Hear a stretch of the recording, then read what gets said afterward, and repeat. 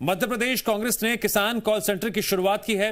इस call centre के जरिए किसानों की समस्याओं को सुना जाएगा और उसका निराकरण करने के लिए कांग्रेसी नेता संबंधित मंत्री के पास जाएंगे। कांग्रेस मुख्यालय में कॉल सेंटर स्थापित किया गया है। कॉल सेंटर में फोन ऑपरेटर तैनात किए गए हैं जो किसानों की समस्याओं को सुनते हैं। इसके अलावा जो किसान डायरेक्ट कॉल सेंटर पहुंचते हैं वहां उनसे फॉर्म भरवाया जाता है जिसमें उन्हें अपने बारे में जानकारी देनी होती है। कांग्रेस के नेताओं का कहना है कि वो समस्याओं को लेकर संबंधित मंत्री और मुख्यमंत्री के यहां जाएंगे।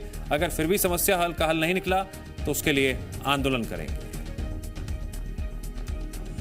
माननीय कमलनाथ जी ने ये निर्णय लिया कि मध्य प्रदेश के अंदर किसान कॉल सेंटर की खोला जाए। कमलनाथ जी के नेतृत्व में जवाब दो हिसाब दो का नारा लगाते हुए पूरी किसान भाइयों की मध्य प्रदेश की समस्याओं को लेके मुख्यमंत्री का और कृषि मंत्री और संबंधित विभागों में जाकर घेराव भी करेंगे, लड़ाई भी लड़ेंगे और ईश्वर को साक्षी मान के बिठलवाएंगे, वीडियो बनवाएंगे और पूछेंगे कि ये किसान भाइयों समस्या है, इनको क्यों नहीं आप तत्काल निराकरण कर रहे हैं। नहीं करते हैं तो उनकी पोल खोल करने का काम इस मध्य प्रदेश में किया जाए।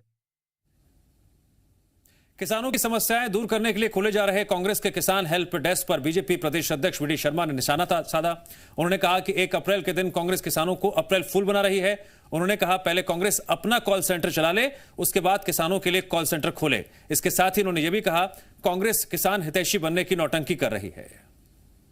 अप्रैल फूल के दिन किसानों को फूल देने का प्रयास जो कांग्रेस कर रही है ये मध्य प्रदेश के किसानों को स्वीकार नहीं है। वो कांग्रेस के दफ्तर में अपना कॉल सेंटर तो खोल लें, किसानों के हितों के कॉल सेंटर क्या खोलेंगे? कल कह देंगे वो तो हमने अप्रैल फूल मनाया था। कॉल सेंटर तो मिलेंगे ही नहीं। काहे के कॉल सेंटर? जब कांग्रेस अपना सेंटर नहीं चला पा रही तो काहे के किसानों के कॉल सेंटर चलाएंगे? कांग्रेस के किसान हेल्प डेस्क शुरू करने पर सियासी घमासान भी छिड़ गया है। बीजेपी ने कांग्रेस के किसान हेल्प डेस्क को अप्रैल फूल बताया तो कांग्रेस ने पलटवार करते हुए कहा जैसे कांग्रेस के किसान कर्ज माफी में बीजेपी नेताओं के कर्ज माफ हुए वैसे ही बीजेपी से जुड़े किसानों की समस्या का समाधान होगा। कांग्रेस प्रदेश महामंत्री राजीव सिंह ने कहा खुद कुछ करते नहीं, कांग्रेस किसानों की समस्या हल कर रही है तो बीजेपी के पेट में दर्द हो रहा है। कांग्रेस पार्टी किसानों के लिए, किसानों के हित की बात करती है तो भारतीय जनता पार्टी के नेताओं को परेशानी होती है। कांग्रेस पार्टी के नेताओं ने उनके घर में, शिवराज जी के घर में जाकर पूरे मोबाइल नंबर सहित लिस्ट हमने उनको दी, तब जाके उनको लगा कि नहीं कर्जा माफ़ हुआ। और भारतीय जनता पार्टी के नेताओं के जब उसमें नाम थे, जिन नेताओं के कर्जे माफ़ हुए, तब उन्हें एहसास हुआ कि नहीं कांग्रेस पार्टी ने कुछ काम किया। निश्चित रूप से किसानों से जुड़ी हुई सब समस्याओं को हम दूर करेंगे। प्रदेश में जहरीली शराब ने एक बार फिर दस्तक दी है। मामला ग्वालियर सामने आया है जहां जहरीली शराब पीने से 2 लोगों की मौत हो गई जबकि 4 लोगों की आंखें खराब हो गई हैं और उन्हें दिखाई देना कम हो गया है। बताया जा रहा है कुछ मरीजों को जय आरोग्य अस्पताल के आईसीयू में भर्ती कराया गया है। जहरीली शराब का यह मामला महाराजपुर थाना क्षेत्र के चंदूपुरा गांव का है। परिजनों के मुताबिक सभी लोगों ने होली के दिन शराब पी थी। मामले की गंभीरता को देखते हुए पुलिस ने तत्काल जांच शुरू कर दी है।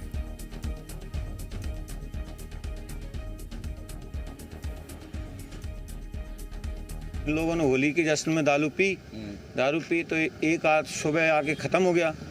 तो इसकी वजह से हम लोगों को घबराए कि हो सकता है वो ख़त्म हो गया तो इनको भी कम रोशनी दिखाई देने लगी। रोशनी आँखों की कम होने लगी तो हम लोगों ने इन्हें हॉस्पिटल में लाए, मुरार वालों ने इधर रेफ़र कर दिया तो यहाँ भर्ती हैं। कल को ये प्रदीप परिवार भी ख़त्म हो गया। डिक्लेरेशन हो रहे हैं, उनके बयान हो रहे हैं, उसके बाद कुछ बता पाना संभव होगा। अभी इलाज आंखों की रोशनी गई है कुछ लोगों की, वो आपको डॉक्टर बता सकते हैं। अभी हमने जस्ट बात की है और हम जो एक व्यक्ति है उससे और बात करने जा रहे हैं, तब कुछ कंफर्म बता पाएंगे। कांग्रेस के पूर्व मंत्री डॉक्टर गोविंद सिंह ने होली के दिन जहरीली शराब पीने से मध्य प्रदेश में 5 और उत्तर प्रदेश में 2 लोगों की मौत का आरोप लगाया।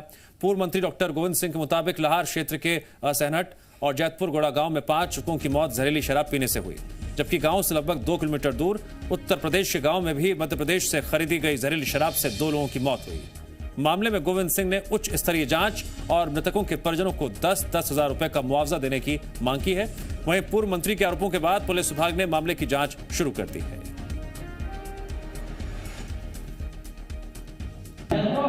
परवा के दिन शाम के क्वार्टर जी।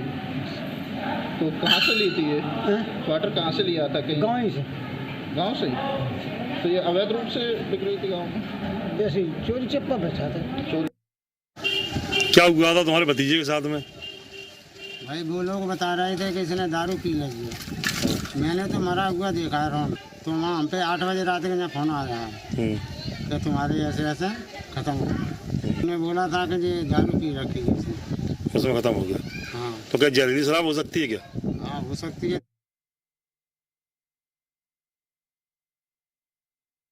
यहाँ भी ऐसे भी तो कोई सूचना में प्राप्त नहीं हुई है। तो एक भी मौत अभी शराब से नहीं कह सकते हैं क्या सर? अभी 2 का पोस्टमार्टम हुआ है, दोनों की पीएम रिपोर्ट अभी आई नहीं है जी। उनका प्राइमा फेसी तो वो भी शराब से नहीं है, बीमारी से ही उनकी भी डेथ हुई है, अभी खतरे से बाहर है जी। अब उनसे पूछताछ होगी, जांच होगी, तो उसके बाद बता पाएंगे जैसे कि उनके साथ हुआ क्या था और क्यों बीमार है वो जी। भिंड जिले के लाहौर क्षेत्र में जहरीली शराब पीने से 5 लोगों की मौत की जांच के लिए कांग्रेस ने टीम गठित की है। जांच टीम में पूर्व मंत्री गोविंद सिंह, लाखन सिंह समेत कांग्रेस के 5 बड़े नेताओं को शामिल किया गया है। कांग्रेस का जांच दल मौके पर जाकर पीड़ित परिवारों से मिलकर चर्चा करेगा। इसके बाद कांग्रेस का जांच दल मध्य प्रदेश कांग्रेस कमेटी को रिपोर्ट सौंपेगा। जांच दल में रामनिवास रावत, अशोक सिंह और प्रवीण पाठक भी शामिल है। भिंड में जहरीली शराब पीने से कथित मौत के मामले में प्रदेश में सियासत तेज हो गई है। कांग्रेस के पूर्व विधायक हेमंत कटारे ने बीजेपी नेताओं पर शराब माफियाओं के साथ मिले होने का आरोप लगाया है। उन्होंने कहा, शराब माफिया बीजेपी नेताओं के साथ मिलकर काला खेल खेल रहे हैं, तो वहीं कांग्रेस के आरोपों पर बीजेपी ने पलटवार किया। कांग्रेस के जांच की मांग को बीजेपी ने नौटंकी बताया। भारतीय जनता पार्टी की सरकार बनी है तब से आप देख रहे होंगे, यदि किसी चीज पे भारतीय जनता पार्टी का फोकस है तो वो सिर्फ ये है कि शराब की बिक्री कैसे की जाए। जितनी भी शराब माफिया है आज की तारीख में, अवैध और वैध, सारा शराब का जो धंधा कारोबार है वो बीजेपी के संरक्षण में और वो बीजेपी के नेताओं की पार्टनरशिप में चल रहा है। जहां तक भिंड जिले की बात है, पहले भी मौतें हुई थी और अभी भी हुई है, जिसमें कि प्रशासन सरकार के दबाव में आंकड़े छुपाता है, गलत तरीके से मौत होना बता देता है। कांग्रेस के पास आपको और कोई काम बचा नहीं है। इसकी कमेटी उसकी कमेटी, कमलनाथ बताएं कि रात के 2 बजे तक शराब बिकने का फरमान किसने जारी किया? कमलनाथ की सरकार ने जारी किया। स्टॉक बढ़ाने का फरमान किसने जारी किया? कमलनाथ की सरकार ने जारी किया। और कमलनाथ झूठ बोलते हैं कि भारतीय जनता पार्टी सरकार ने किया। भारतीय जनता पार्टी की सरकार तो दिनों दिन शराब की दुकानें कम करना और जन जागरण करना समाज में नशा मुक्ति के लिए। मध्य प्रदेश के सबसे बड़े अस्पतालों में से एक हमीदिया में स्वास्थ्य सेवाएं चरमरा सकती हैं। जीएमसी के मेडिसिन विभाग के 29 डॉक्टर्स ने सामूहिक तौर से इस्तीफा दे दिया है। दरअसल मेडिसिन विभाग के एचओडी के कावरे का ट्रांसफर कर दिया गया है। इस बात को लेकर डॉक्टर नाराज हैं और उन्होंने सरकार के खिलाफ मोर्चा खोल दिया है। मेडिसिन विभाग के डॉक्टर्स के पास कोविड मरीजों की भी जिम्मेदारी होती है। ऐसे में डॉक्टर्स की हड़ताल से राजधानी भोपाल में स्वास्थ्य व्यवस्था चरमरा सकती है।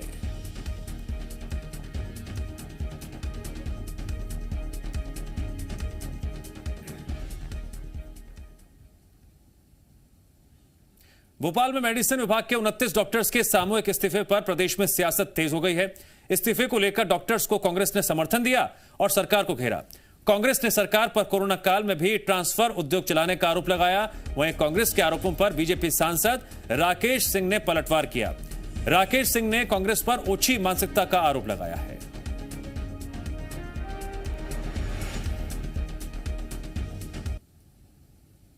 एक तरफ जहां राज्य सरकार कोरोना संकट से लड़ने का, जूझने का झूठा नाटक करी, वही दूसरी तरफ इस कोरोना संकट काल का फायदा उठाते हुए अपना ट्रांसफर उद्योग बहुत अच्छे से चला रही है। अगर ऐसे डॉक्टर को आप ट्रांसफर करेंगे, अपने हितों को साधेंगे, तो ये घोर निंदनीय कृत्य है। हम इसके पृथक एक भोपाल की जनता से भी मांग करना चाहते हैं कि इस प्रदेश सरकार ने ये जो काम किया है, इसके लिए आप अपना विरोध दर्ज कराएं। मैंने कहा ना कि कांग्रेस हमेशा अवसर तलाशती है। पूरे देश में कुख्यात हो गई थी कांग्रेस की सरकार तबादला उद्योग के लिए। किसी एक ट्रांसफ़र को ट्रांसफ़र उद्योग कहना ये उनकी नासमझी है। और वैसे भी वो अपना विश्वास खो चुके हैं। उनकी बातों पर तो खुद कांग्रेस के कार्यकर्ता भरोसा नहीं करते, हम और आप तो फिर दूर की बात। जबलपुर में बीजेपी सांसद राकेश सिंह ने कोरोना का टीका लगवाया और लोगों को वैक्सीनेशन के लिए जागरूक किया। राकेश सिंह ने विक्टोरिया जिला अस्पताल में बनाए गए वैक्सीनेशन सेंटर पहुंचकर वैक्सीन लगवाई और उसके बाद टीकाकरण अभियान की जानकारी भी ली। पेमेंट देकर लगे जो सक्षम है तो शायद ये और लोगों के लिए भी बेहतर तरीके से मिल सकेगी, आसानी होगी। जो सरकारी हमारे हॉस्पिटल्स हैं या ऐसे केंद्र बने हुए हैं, वहाँ पर ऐसे लोग जो वहाँ लगवाना चाहते हैं वो बड़ी संख्या में आएँ, इस दृष्टि से मैंने यहाँ पर वैक्सीन लगवाई है। क्या मध्य प्रदेश में कोरोना से हो रही मौत के आंकड़े छिपाए जा रहे हैं? इन्हीं सवालों के साथ विपक्ष अब सरकार पर हमलावर है। कांग्रेस का आरोप है सरकारी कोरोना हेल्थ बुलेटिन और मुक्तिधाम पहुंच रहे शवों की संख्या में अंतर है। सरकार कोरोना को कंट्रोल करने में नाकाम सिद्ध हुई है, इसीलिए मौत के आंकड़े छिपाए जा रहे हैं। कांग्रेस पूरे मामले में अब राज्यपाल के सामने उठाने की बात कर रही है। कांग्रेस के आरोपों पर स्वास्थ्य मंत्री प्रभुराम चौधरी ने कहा, कोरोना बुलेटिन में मौतों के आंकड़े सही हैं, कहीं कोई गड़बड़ी नहीं है। वहीं भदभदा मुक्तिधाम के प्रबंधक ने बताया 30 मार्च को भदभदा में 18 कोरोना मरीजों के शवों का अंतिम संस्कार किया गया था। वहीं 30 मार्च को सरकार की तरफ से जारी आंकड़ों के मुताबिक पूरे प्रदेश में कोरोना से 10 लोगों की जान गई थी।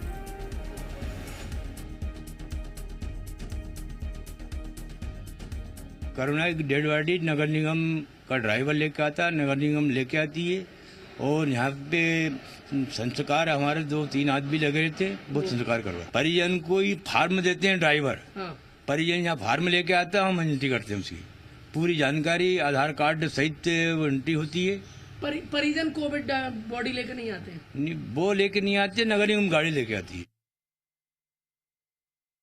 अगर सरकार आंकड़े छिपाती है तो मैं ये मानता हूँ कि एक तरह से जनता के साथ धोखा है, क्योंकि यदि सही आंकड़े जनता के सामने जाएंगे तो उनका भय भी पैदा होगा। राज्य शासन को जिस तरीके से इस कोविड बीमारी को लेना चाहिए नहीं ले रही है, और हम ये मानते हैं कि राज्य सरकार जो है वो चुनाव में लगी हुई है, बंगाल और असम जा रही है, यहाँ के अधिकतर मंत्री बाहर हैं। कहाँ किस सवगिरह में क्या है, किस प्रकार के मतलब मृत्यु, सभी तरीके के वो आते हैं। जहाँ तक हमारा विभाग के द्वारा जो हम लोग जानकारी पूरी रखते हैं, जो हमारे यहाँ लोग पूरे जिनको ट्रीटमेंट किया जाता है, एडमिट किया जाता है, जो भी आंकड़े हमारे यहाँ से दिए जाते हैं वो पूरी तरीके से ऑथेंटिक है। कहीं कोई किसी प्रकार का उसमें मतलब गड़बड़ी की कहीं कोई शिकायत नहीं। ग्वालियर में कोरोना संक्रमण अब तेजी से बढ़ने लगा है। वहीं सबसे ज्यादा परेशानी की बात मेडिकल कॉलेज से ही सामने आ रही है। ग्वालियर के गजरा राजा मेडिकल कॉलेज में जूनियर डॉक्टर्स के संक्रमण होने का सिलसिला जारी है। हॉस्टल में रहने वाले 6 और जूनियर डॉक्टर्स कोरोना की चपेट में आ गए हैं। पिछले एक हफ्ते में 15 जूनियर डॉक्टर्स की कोरोना रिपोर्ट पॉजिटिव आई है। जानकारी के मुताबिक कोरोना की चपेट में आने वाले 13 जूनियर डॉक्टर्स अंडर ग्रेजुएट हैं।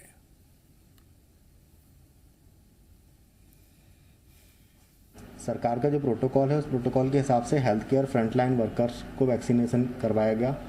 45 साल उम्र से ऊपर वालों को अब अलाउ कर दिया आज से, लेकिन ये छात्र उन दोनों ही कैटेगरीज में नहीं आ पा रहे हैं। तो जो चिकित्सा छात्र हैं उनका एक्सपोजर तो है, लेकिन वो वैक्सीनेशन वाली कैटेगरी में नहीं आ पा रहे, इसलिए उनका वैक्सीनेशन नहीं हो पा रहा है। उसके लिए लिखा गया है शासन से, अगर हमें ये कि इनको भी वैक्सीनेशन शेड्यूल में इंक्लूड कर लिया जाए, अगर उसकी परमिशन मिलती है तो फिर अपन इनको भी वैक्सीनेट करवा दें।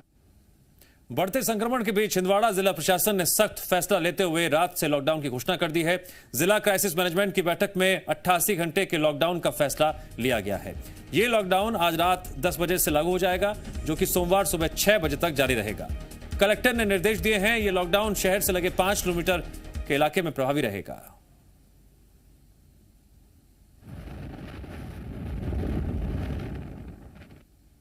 कल रंग पंचमी है, लेकिन कोरोना के बढ़ते संक्रमण को देखते हुए इंदौर में अघोषित तौर पर लॉकडाउन रहेगा। सिर्फ जरूरी सामान, दवाई, किराना और दूध की डेयरियां ही खोलने की अनुमति है। इसके साथ ही सार्वजनिक जगहों पर होली खेलना पूरी तरीके से प्रतिबंधित रहेगा।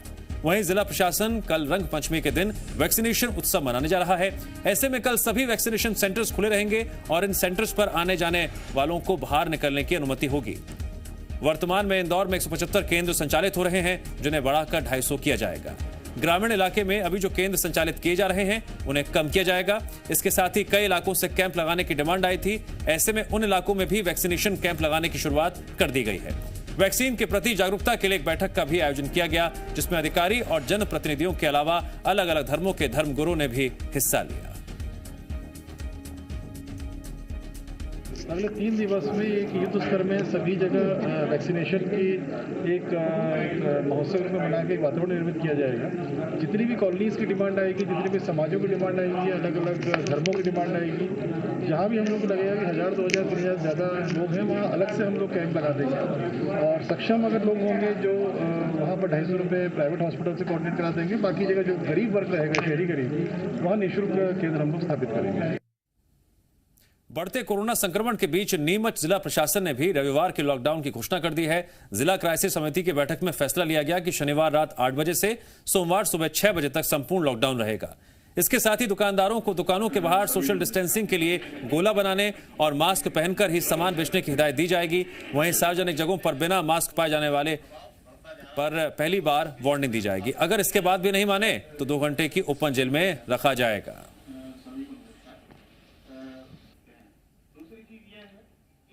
सतर्कता के लिए तो एक तो चालानी कार्रवाई भी अब तेजी से होगी और दूसरा क्या कहते हैं, अगर ऐसा पाया जाएगा बार बार कहीं वायलेशन हो रहा है, पहली बार में वार्न किया जाएगा, दूसरी बार में 1 दिन के लिए दुकान बंद करी जाएगी, तीसरी बार में हफ्ते भर के लिए बंद कर दी जाएगी। एक ओपन जेल का भी प्रावधान किया जा रहा है कि जहाँ पर अगर व्यक्ति अगर वायलेशन के साथ पकड़ा जा रहा है तो 2 घंटे के लिए वहाँ पर रख दिया जाएगा। शिवराज सरकार में ऊर्जा मंत्री प्रद्युम्न सिंह तोमर आज सागर पहुंचे, जहां उन्होंने प्रदेश में बिजली कंपनियों के निजीकरण का विरोध किया। उन्होंने कहा वो स्वयं भी निजीकरण के पक्ष में नहीं है। सब लोग सामूहिक रूप से प्रयास करें कि ये कंपनियां काम करके अच्छा कुशल मैनेजमेंट से हम प्रॉफिट में आए। अगर हम प्रॉफिट में आ जाएंगे तो ठेका निजीकरण, कंपनियों का निजीकरण होगा। मैं खुद भी निजीकरण के पक्ष में नहीं हूँ। इंदौर में टैक्स बढ़ाने और नए टैक्स लगाने को लेकर सरकार ने अपना फैसला वापस ले लिया है, यानी ये बढ़े हुए टैक्स को वापस लिया जाएगा। नगर निगम इंदौर ने वाटर टैक्स और कचरा कलेक्शन टैक्स को 2 गुना कर दिया था। साथ ही सीवरेज टैक्स का नया बोझ लोगों पर डाला गया था। निगम के इस फैसले के बाद से ही लगातार विरोध हो रहा था। जनप्रतिनिधि से लेकर आम जनता तक इस टैक्स को वापस लेने की मांग कर रहे थे, जिसके बाद सरकार ने अपना फैसला वापस ले लिया है। इसको लेकर सीएम शिवराज सिंह चौहान और नगरीय प्रशासन मंत्री भूपेंद्र सिंह की जनप्रतिनिधियों से लंबी चर्चा भी हुई, जिसके बाद यह फैसला लिया गया। इंदौर नगर निगम प्रशासन के टैक्स बढ़ोतरी का फैसला वापस लेने पर क्रेडिट की सियासत भी शुरू हो गई है। बीजेपी विधायक और पूर्व महापौर मालिनी गौड़ ने कहा उन्होंने जनता के हितों को ध्यान में रखते हुए मुख्यमंत्री शिवराज सिंह चौहान को पत्र लिखा था। उन्होंने नगरीय प्रशासन मंत्री भूपेंद्र सिंह से भी बात की थी, जिसके बाद टैक्स को स्थगित करने का फैसला लिया गया। सभी लोगों का फैसला था, चूँकि नॉलेज में नहीं था और मुझे किसी माध्यम से पता चला था और मैंने माननीय मुख्यमंत्री जी से चर्चा की, सब जनप्रतिनिधियों ने भी चर्चा की, उसके बाद स्थगित कर दिया। मध्य प्रदेश में पंचायतों में चुने हुए माननीयों और सचिवों के घपले और भ्रष्टाचार की जानकारी सार्वजनिक की जाएगी। विभाग पंचायतों के घपले, भ्रष्टाचार और दंड की कार्यवाही विभाग की वेबसाइट पर अपलोड करेगा। विभागों में पारदर्शिता लाने के लिए यह फैसला लिया गया है। मध्य प्रदेश राज्य सूचना आयुक्त राहुल सिंह ने ऐतिहासिक फैसला देते हुए पंचायतों में होने वाले भ्रष्टाचार की जानकारी और इन मामलों में दोषी पदाधिकारियों को पद से हटाने की पूरी कार्रवाई को वेबसाइट पर उपलब्ध कराने के आदेश दिए थे। इन प्रकरणों में पदाधिकारियों से शासकीय राशि की वसूली की तमाम जानकारी भी आम जनता को देने के लिए कहा गया है।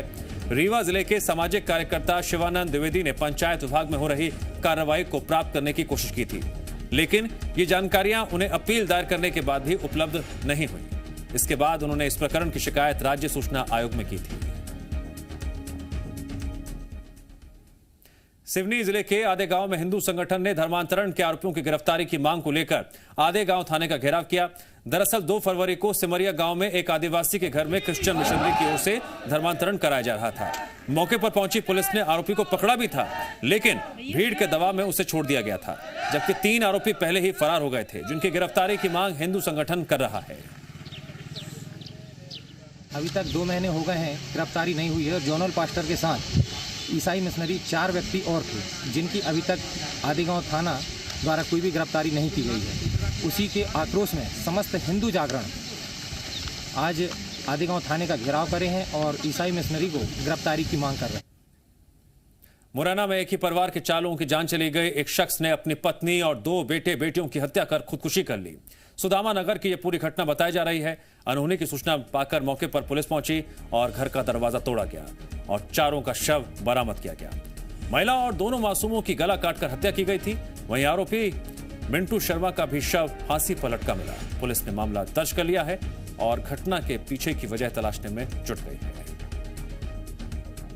दरवाजा तोड़ के अंदर आए हैं तो जो अंदर दिखा है कि एक लेडी और 2 बच्चे हैं जिनका गला कटा हुआ था और जो फैमिली के हेड हैं वो और फांसी पे लटके हुए थे और अभी हम जांच कर रहे हैं, उसके बाद ही कुछ। छतरपुर के लवकुश नगर में ठगी के फरार आरोपियों की संपत्ति कुर्की की कार्रवाई की गई। जानकारी के मुताबिक स्टार चिटफंड कंपनी के नाम से लोगों के साथ ठगी करने वाले आरोपी छोटे लाल पाल, विनोद पाल और सपा नेता शिवरतन अनुरागी के खिलाफ लवकुश नगर थाने में केस दर्ज किया गया था, जिसमें से शिवरतन अनुरागी को पुलिस गिरफ्तार कर चुकी है, लेकिन बाकी आरोपी अभी भी फरार हैं। कलेक्टर ने कोर्ट के आदेश का पालन करते हुए आरोपियों की संपत्ति कुर्की के आदेश दिए, जिसके बाद टीम ने आरोपी शिवरतन अनुरागी के लवकुश नगर के चंदला रोड स्थित पेट्रोल पंप, एक मकान और जीप की कुर्की की कार्रवाई कर उन्हें सील कर दिया। विभाग, नापतौल विभाग, नगर परिषद लवकुश नगर एवं पुलिस विभाग के सहयोग से B star infrastructure private limited company के संचालकों की चल संपत्ति कुर्क करने के निर्देश पालन में पेट्रोल पंप की कुर्की की जा रही है। इसके उपरांत उनकी अन्य संपत्ति भी कुर्क करने की कार्रवाई की जाएगी। छतरपुर के बछौन थाना पुलिस ने अवैध हथियारों की फैक्ट्री का भंडाफोड़ किया। पुलिस छापा मारते हुए अवैध हथियार फैक्ट्री से देसी कट्टे सहित कट्टा बनाने के औजार बरामद किए। वहीं पुलिस एक आरोपी को गिरफ्तार करके पूछताछ कर रही है। आरोपियों को जैसे ही पुलिस की सूचना मिली, उन्होंने देसी कट्टों को जमीन के अंदर गाड़ दिया। पुलिस ने जमीन खोदकर जिन्हें बरामद कर लिया। पुलिस को आशंका है छतरपुर जिला यूपी की सीमा से लगता है और यूपी पंचायत चुनाव में ही इन कट्टों को खपाने की तैयारी थी। चौकी बछौन अंतर्गत एक गांव में दबिश दी गई, जहां से काफ़ी सामान जो कि कट्टा बनाने में इस्तेमाल होता है उसको जब्त किया जाता है। इनके पूर्व के आपराधिक रिकॉर्ड भी हैं, 2 अपराध इन पे आर्म्स एक्ट के पहले से ही दर्ज हैं। तो इसमें प्रयास किया जाएगा इन पे कठोर से कठोर कार्रवाई की जाए। इसमें क्योंकि एक व्यक्ति फरार हो गया था और जब ठीक से तलाशी ली गई और ज़मीन को खोदा गया तो जो बनाने का सामान था वो वहाँ से मिला।